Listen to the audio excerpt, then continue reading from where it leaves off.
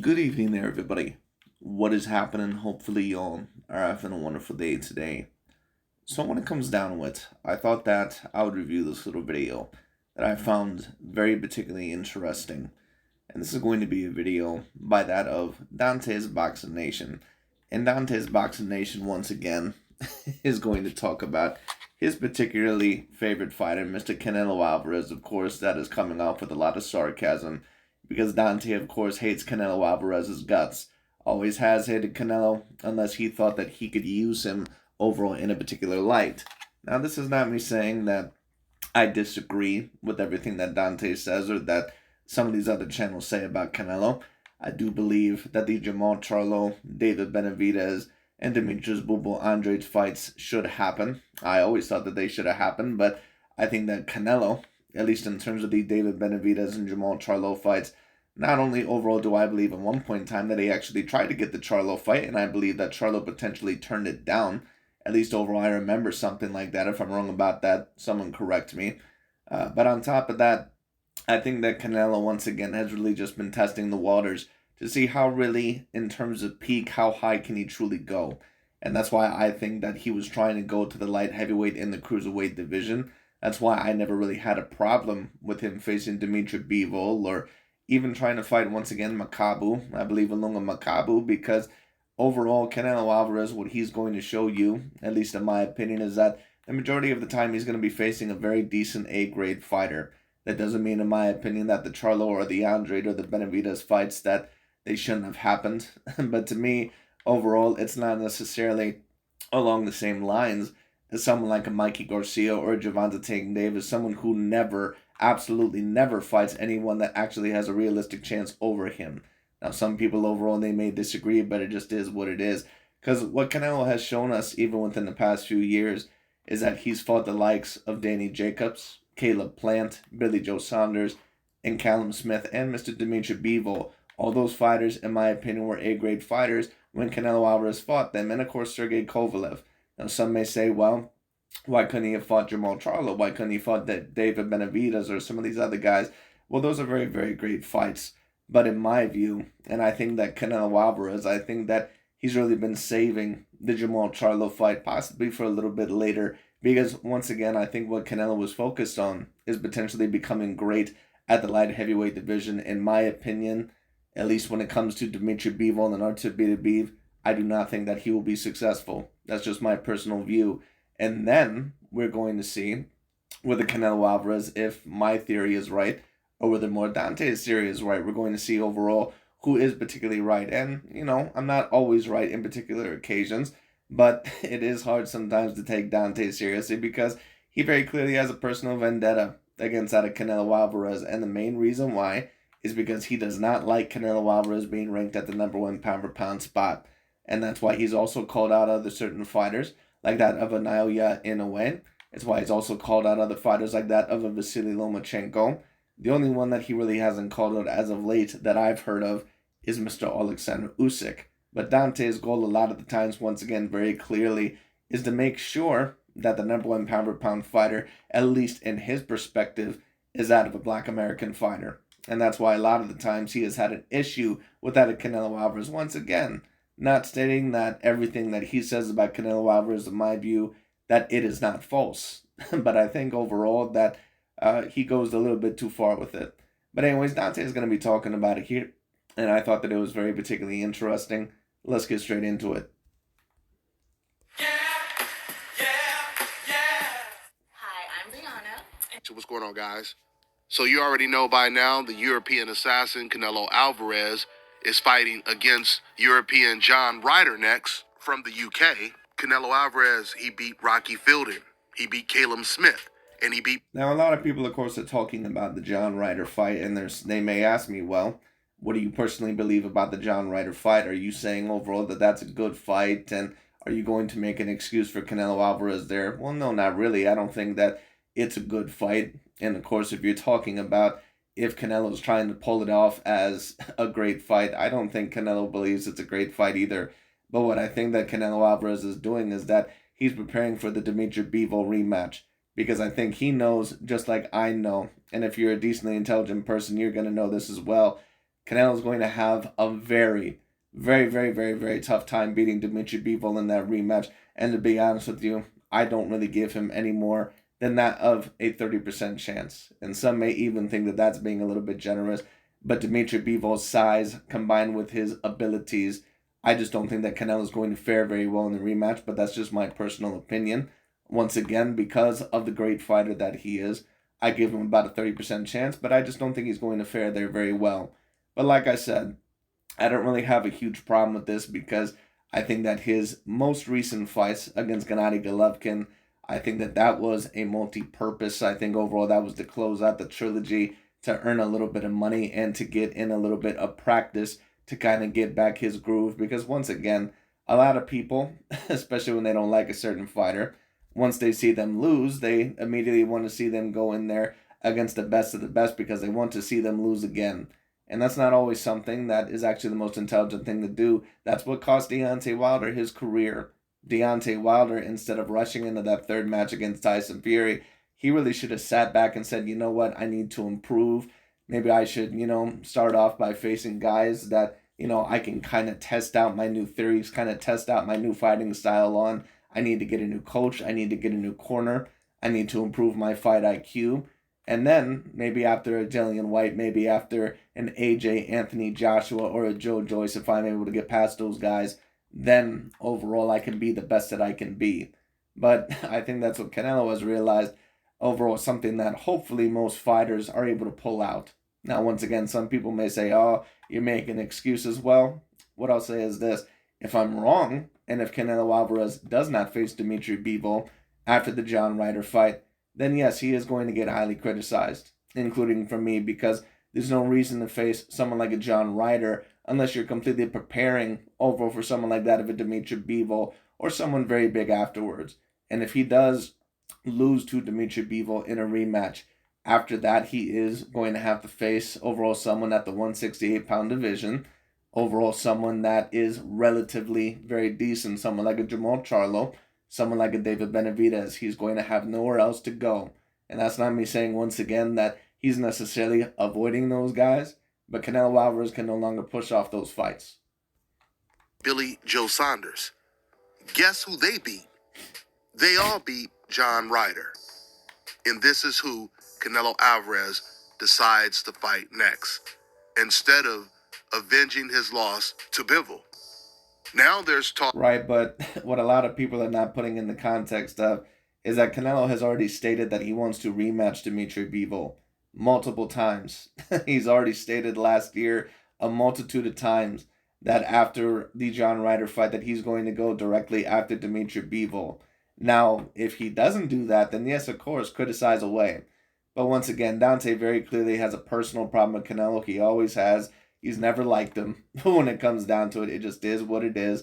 And a lot of people, once again, in my view, are not putting the proper context behind these things. Because once again, you can tell the difference between someone who actually does usually fight decent competition, like that of a Canelo Alvarez. Once again, there's a difference between someone who fights decent caliber competition, and there's certain fights that you would just love to see, but they never particularly happened. It could be because that fighter maybe was avoiding them, or it could be maybe just because they didn't think it was best at the time. Sure, you can argue, you know what, Canelo, in my opinion, I would really love to see the Charlo and the Andre, then the Benavidez fights. Why hasn't those fights happened? Sure, you can say that. But what you cannot say about Canelo Alvarez is that overall he's a complete cherry picker and that he just fights overall the weakest competition. Those titles go to fighters like Mikey Garcia and Gervonta Tank Davis, because those are actual fighters that when they fight a fighter, you know that they're pretty much going to be the favorite about 5-1, 7-1 in every single matchup. And when you're a favorite to about 7-1, 5-1 in almost every single matchup, that's because you're not fighting any fighters that even have a little bit of a chance over you or have a realistic chance over you. When Canelo is fighting guys like Callum Smith and, Caleb Plant, even Billy Joe Saunders, I can guarantee you he was not a 5-1 to 7-1 favorite over those guys. Now, if you want to argue that in your view that Andre Benavidez and Jamal Charlo, that those guys are bigger threats, personally, I would disagree about Charlo. And I think Andre, that he's probably a little bit better than Caleb Plant, in my opinion. I would say that he's a little bit better than what a Caleb Plant is. But, it is what it is. So those guys, in my opinion, those are fights that they do need to happen. I personally think that Charlo has certainly been a little bit more overblown, but it is what it is. And Benavidez, of course, is a great fight as well. But like I said, in my view, those are just fights that haven't happened yet. Now, the Andrade fight, you can debate that Canelo overall that he has avoided because he has not been interested in him at all. Canelo has expressed interest in Benavidez and Charlo in the past. He just states overall that he's not fighting them at the current moment in time. Now, of course, Canelo also has stated at certain times that he was not going to face Charlo or David Benavidez.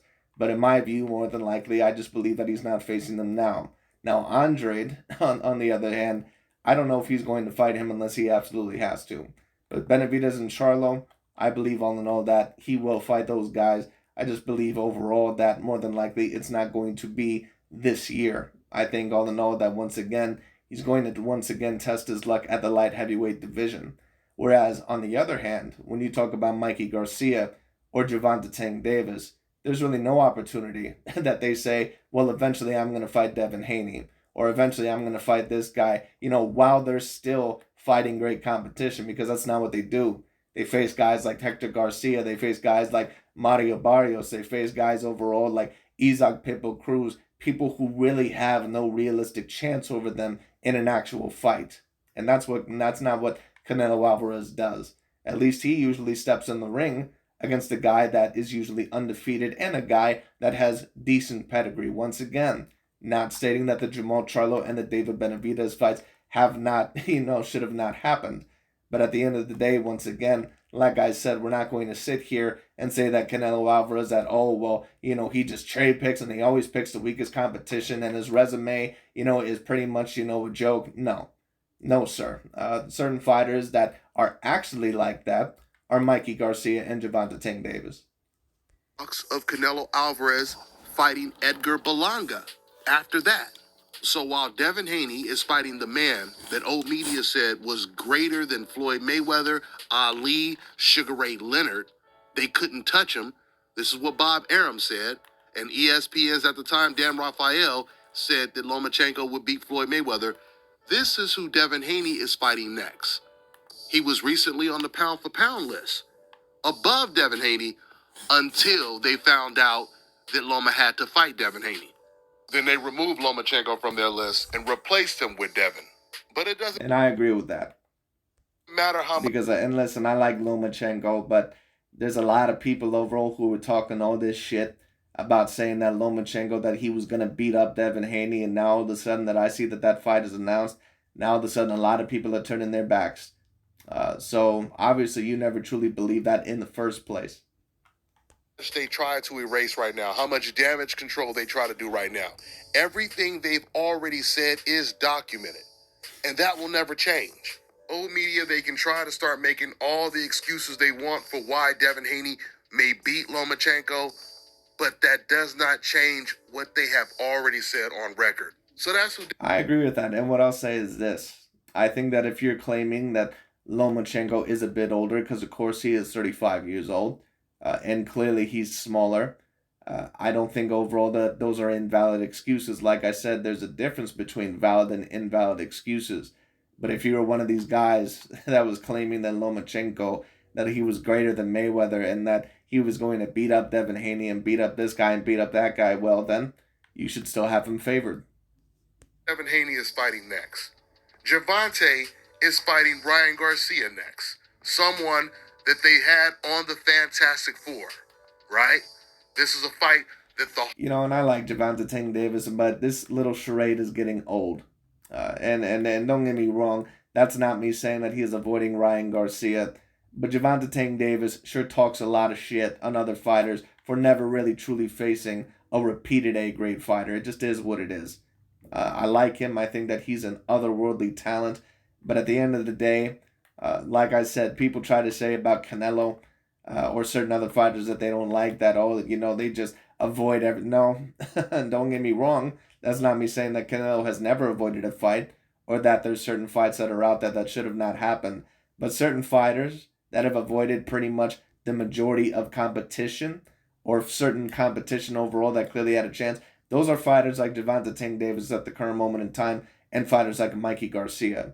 Because you can take a look at their record, and how you know is because they'll have 30-something fights on their record, 20-some fights on their record, 40-some fights on their record like Mikey Garcia did, and you take a look at their resume and you're like, God damn, how many A-grade fighters do they really have on there? Because with Canelo, at least you can say, okay, Billy Joe Saunders, Callum Smith, Caleb Plant, even if you don't want to, say that those guys are on the same level as Charlo, in my opinion, they are. If not some of them even a little bit more dangerous, but it just is what it is. Caleb Plant, Demetrius Andrade, I believe they're around on the same level. David Benavidez might be the one that sticks out because he's a little bit bigger. But it is what it is. But once again, Canelo has all these guys on his resume, like a Danny Jacobs, a Caleb Plant, a Billy Joe Saunders. When it comes down to it all in all, he has all these people on his resume. When you take a look at Gervonta Tank Davis and guys like Mikey Garcia, they don't have shit. Gervonta Tank Davis, name me one clear A-grade fighter that really had a very good chance over him. You really can't name one. You can't name one. Maybe Leo Santa Cruz, maybe. That's really about it. Every other fighter, now of course he was not favored in the Jose Pedraza fight, but that was kind of like a Terrence Bud Crawford versus Yuriorkis Gamboa situation, to where we didn't really know how truly great that he was, and that was really his coming out party. So it is what it is. Whole boxing world wants. And Mikey Garcia, once again, when you take a look at his resume, he has literally nobody on there. The biggest ones of his career is Orlando Salido and Adrian Broner. Like, that's not even a resume. See, Shakur Stevenson moved up to 135, wanted all of the smoke. He wanted Pitbull Cruz. He wanted William Zepeda, who just got a big win over Diaz. When it comes to Terrence Crawford and Errol Spence, they've been negotiating for quite some time. Regardless of who you want to blame it on, if you want to say it's Terrence Crawford's fault, it's Errol Spence's fault that the fight has not happened. The fact that they are... Well, you have to blame Terrence Bud Crawford. But the reason why you're not blaming Terrence Bud Crawford is because overall Terrence Bud Crawford is your boy, and you want to allege that he is the number one pound-for-pound fighter in the world. It just is what it is. That fight mainly has not happened because Terrence going to move to the PBC literally ages ago. But Dante overall, once again, he likes to talk all this shit about Canelo Alvarez and in a way and all these other fighters that he don't like. But then when it comes to Gervonta Tank Davis or Terrence Bud Crawford, all of a sudden he's quite silent. Negotiating, and they've been negotiating for this long, that means that they want to fight against each other. Because if you compare it to Canelo's situation, Canelo never negotiated with Andrade, David Benavidez, or Charlo. He's never negotiated with any of them. Canelo told us out of his own mouth he did not want to fight Demetrius Andrade, and he said because he is a quote-unquote horrible fighter. But then he says that... And I do agree with that. Canelo Alvarez very clearly has never shown any interest in Demetrius Boo Boo Andrade. And do I agree all in all that he probably knows that he's a little bit more trouble than what he's worth? Yes, I do. But as for the Jamal Charlo and David Benavidez fights, well, actually, Canelo has expressed interest in Jamal Charlo in the past. And actually, I believe at one point in time, he was even thinking about facing Andrade. But those fights overall just didn't end up happening when it came down to it. And Jamal Charlo, I believe possibly even at one point in time, may have even turned down a deal. He'd be willing to fight Jake Paul. And now he's fighting against John Ryder, who lost to all of the opponents that he beat. Not to mention... Right, but once again, the reason for this is to set up the fight with Dimitri Bivol. And if I'm wrong about that, then I'm wrong. But so far, Canelo has showed that he said more than likely that he's going to face Dimitri Bivol in a rematch. So that's the point that Dante is not bringing up. So it's different from that of the Gervonta Tank Davis or some other situation because they really have never fought anyone like that before. And after he said that Andre was a horrible fighter, I had my reporter, Skip, ask him the question, who would you say is better out of Charlo and Andrade? Canelo, he said, I can't say because they're both great fighters. I actually don't remember him personally saying that about the Andrade Charlo comparison. I remember him saying it about the Benavidez and Charlo comparison. But I don't remember Andrade being included, but I could be wrong. That question forced Canelo Alvarez to speak a little bit of the truth. So this is my question. Despite knowing all of these things about Canelo Alvarez, old media has, of course, been still pushing the narrative that Canelo Alvarez is the best, or he's pound for pound one of the best. For quite some time before he lost to Bivol, they were saying that he was better than Crawford, than Spence. He was the best in the world. Because he was, and that's the main problem that you have. And I don't really give a shit what anybody says. With the level of competition that he was fighting, combined with the accomplishments that he already had, I'm sorry, not facing a Charlo, someone that probably should have lost to Matt Korobov, and someone who looked like shit against even lesser fighters, all in all than that, when it comes down to it. I'm sorry, but you're not going to sit here and tell me that that's the fight that Canelo Alvarez needs to truly make him the number one pound for pound fighter. Even Dante admitted that if had Canelo beat someone like an Andre than a Charlo, that it would not put him any higher on his list. So what are you bitching for? It just is what it is. Now, don't get me wrong, those are still great fights. But in my opinion, when he fought Caleb Plant or Billy Joe Saunders, they were around the same level. Both of those fighters are certainly around the same level as a Jamal Charlo, because both of those guys, all in all, in terms of skills, you can debate that they're even higher than Jamal Charlo. Because besides power, when it comes down to Jamal Charlo, really doesn't have much over those guys. He does not have better boxing ability than a Caleb Plant. In my view, he doesn't even have it better than Billy Joe Saunders. It just is what it is. Now, once again, you talk about Andre. He might be a little bit better than those guys. And David Benavidez, of course, he's very dangerous. He's a little bit bigger.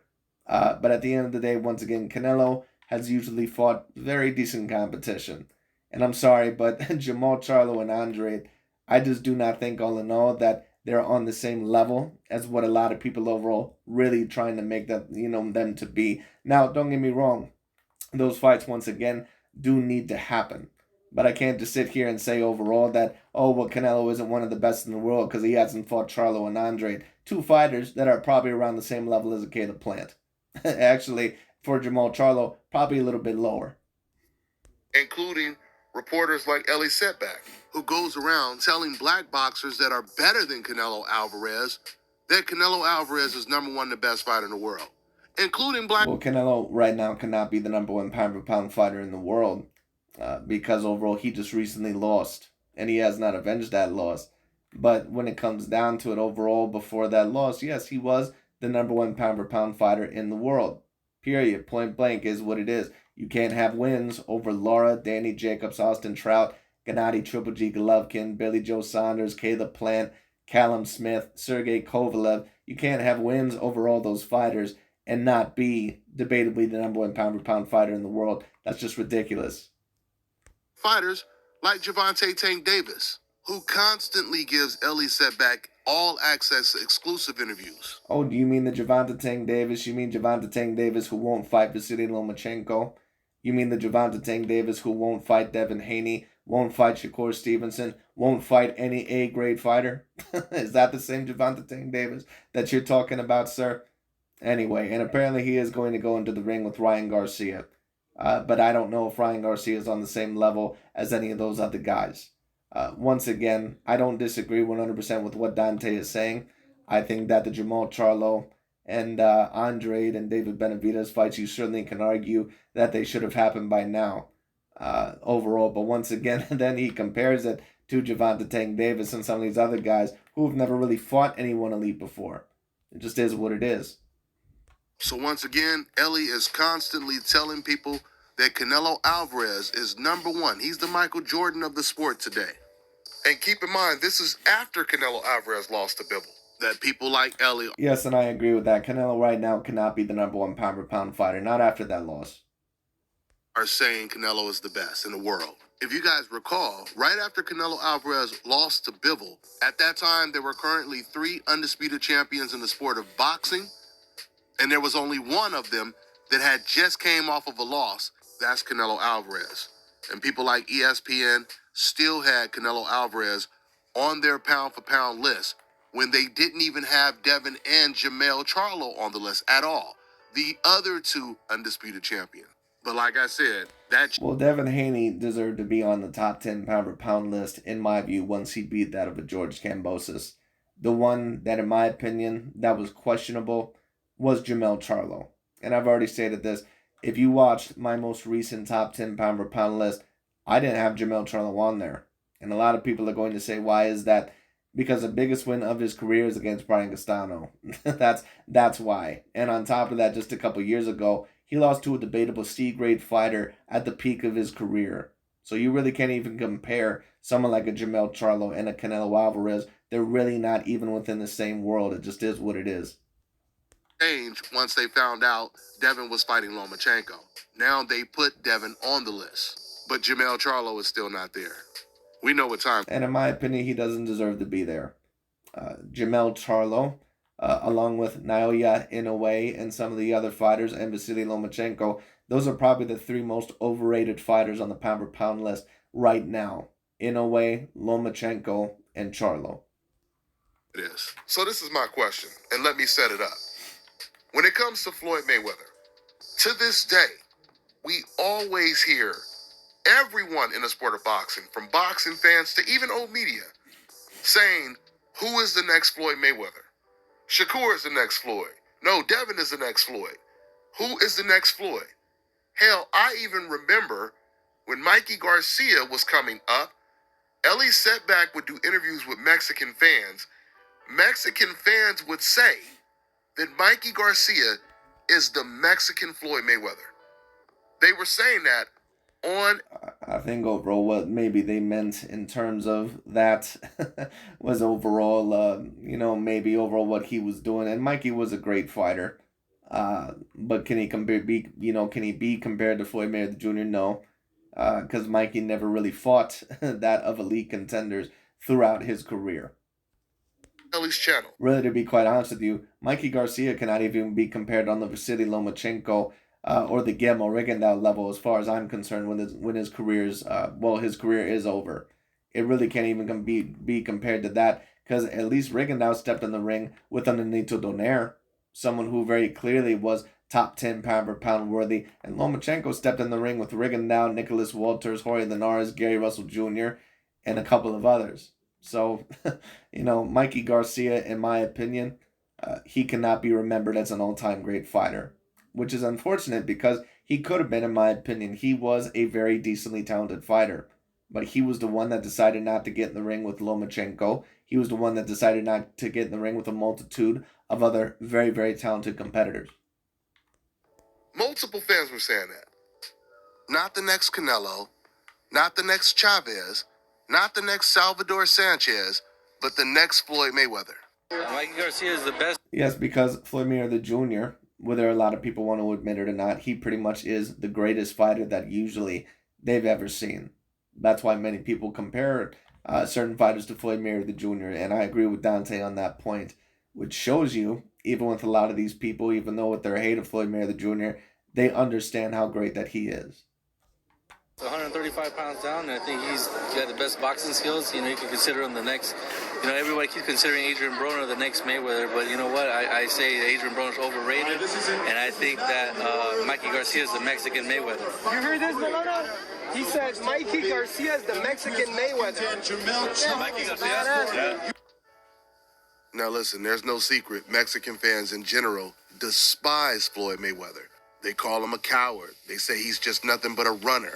They use code words to diss Mayweather and other black fighters, like calling him a defensive fighter, which makes no sense at all when you're landing more punches and sometimes even throwing more punches than your opponent, because that's what Mayweather did against Manny Pacquiao. And this proves what I would agree. I've been telling you guys on this channel since day one. They have always wanted a Mayweather.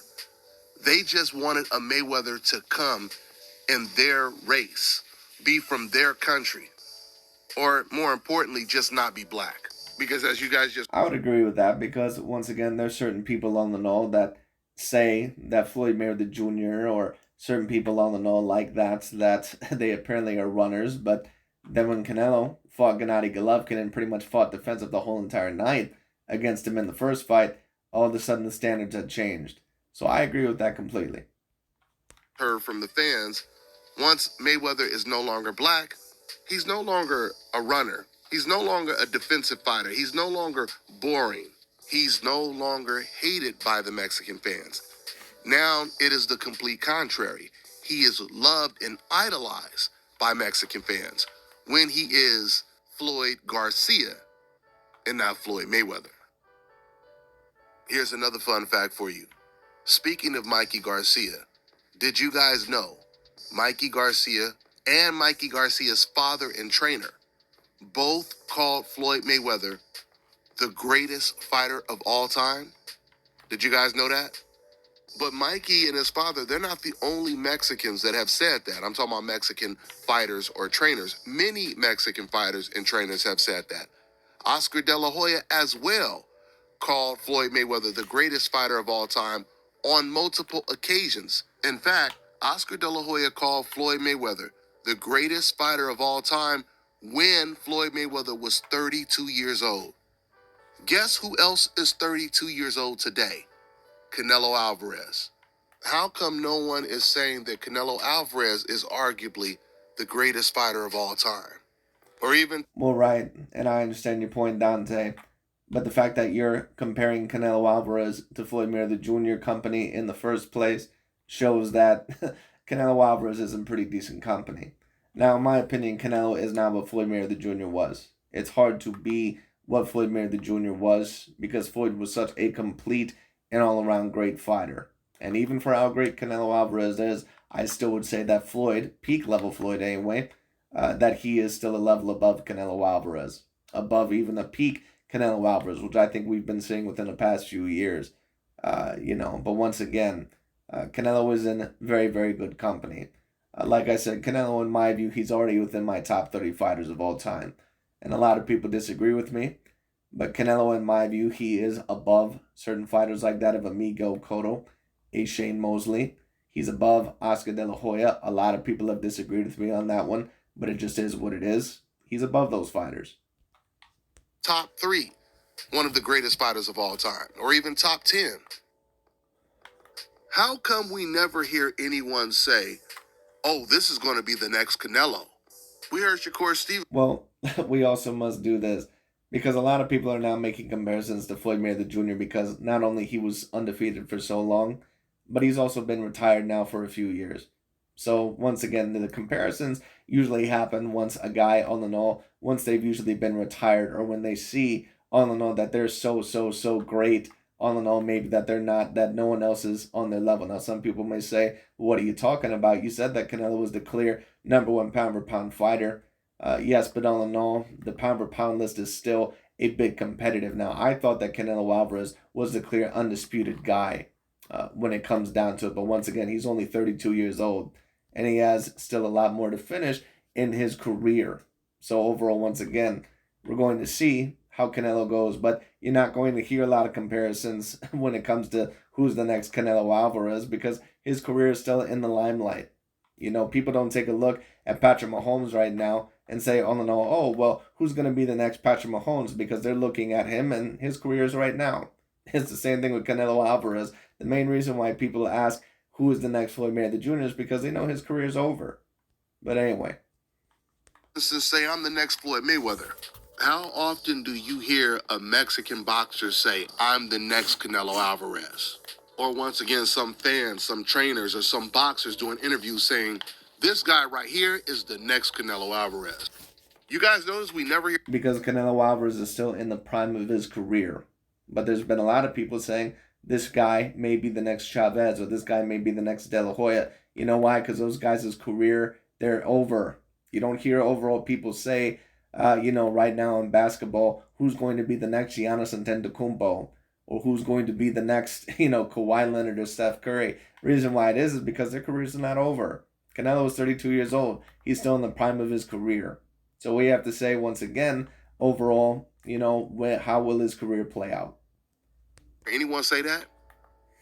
I mean, if you truly believe that Canelo Alvarez at one point was the pound-for-pound king, when you say someone is the best fighter in the world, that means at that time they are the Michael Jordan of the sport.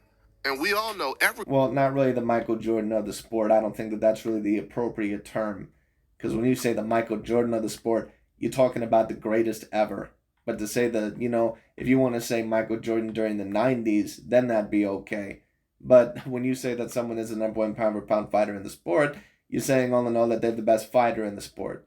I don't think that comparing him to Michael Jordan is really a correct thing because Michael Jordan is, in my view, clearly the greatest basketball player in history, at least debatably. He's up there with Russell, and Kareem Abdul-Jabbar. And in my opinion, he just edges those guys out.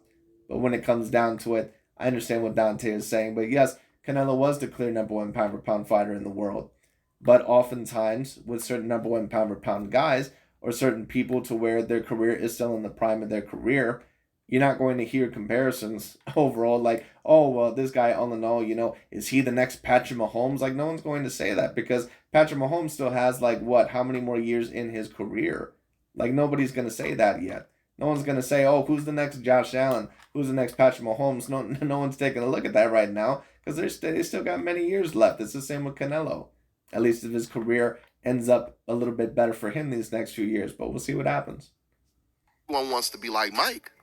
So if all of these fighters want to be like Floyd Mayweather, just like Canelo Alvarez trying to do the Floyd Mayweather shoulder roll, trying to fight like Floyd Mayweather, if everyone wants to be like Floyd Mayweather, how come nobody or damn near no one wants to be the next Canelo Alvarez? And clearly I'm not talking about being popular, being liked the most by Mexican fans. I'm talking about being the Michael Jordan of the sport. Well, what I will say is this, Dante. Overall, not every fighter actually has said that they don't want to be like Canelo Alvarez or that they don't compare himself. Gervonta Tank Davis, one of your favorite fighters, stated that he personally believes that he's the Canelo Alvarez of his weight division. And he said the reason why that is because he thought, all in all, that Canelo was the greatest fighter of his division and the best fighter of his division. Devin Haney also stated that he thought he was number one pound for pound. So did Jamal Charlo when it came down to it. And a multitude of other black fighters. Not overall just, Caucasian or Asian or Mexican fighters. Black fighters. Because at the end of the day, that is what every athlete aspires to be. That's all I got for now, guys. Right, but once again, if you're comparing a basketball player and you're saying, you know what, why does everyone always say that you want to be like Michael Jordan, but, overall, no one ever says that you want to be like LeBron James, right? But if you're already doing that conversation, what that means is that you know that particular athlete, that they're in great company. Now, in my opinion, LeBron James, he's not Michael Jordan. He's in the same league as a Larry Bird and a Tim Duncan and a Wilt Chamberlain. That's where he is, in my opinion. And maybe a Shaq, but I'd say Shaq is probably a little bit below those guys, at least debatably. But when it comes down to it, all in all, just for you to compare and say, well, how come overall no one says that Canelo's the greatest ever, right? But what are you really saying about Canelo then? Because once again, you're not comparing Canelo to Terrence Bud Crawford. You're not comparing overall him to Errol Spence Jr. You're comparing him to, in your opinion, and also mine, the greatest fighter of all time. Let's on to the next one. But anyways, that's really about it for today. I don't necessarily disagree with everything that Dante said in the video. And once again, for those of you that believe that the Andrade and Charlo and Benavidez fights, that they should have happened by now, I don't necessarily disagree with you. But once again, overall, I think that Canelo has been testing out the waters at the light heavyweight division to see how far he can go. In my opinion, I don't think he's going to be very successful against Artur Beterbiev or Dimitri Bivol. I just think that with their skill set combined with the size, I just think it's going to be way too much. So then after that, if Canelo does end up losing to Dimitri Bivol in the rematch, he is then going to have to fight Jamal Charlo, David Benavidez, or Andrade. There's going to be nowhere else to go. All right, he may be able to get away with a warm-up fight if he loses to Dimitri Bivol. He may be able to get away with a warm-up fight, a slight mandatory at 168, and then be able to fight one of them. But he's going to have to fight one of them if he does lose against Dimitri Bivol. No doubt about it. No doubt about it. Otherwise, he is going to get a great amount of criticism, including from me. So we'll see what happens. But anyways, that's really about it for today. I just thought that was very interesting. Thank you all so much for watching. I'll talk to you all later.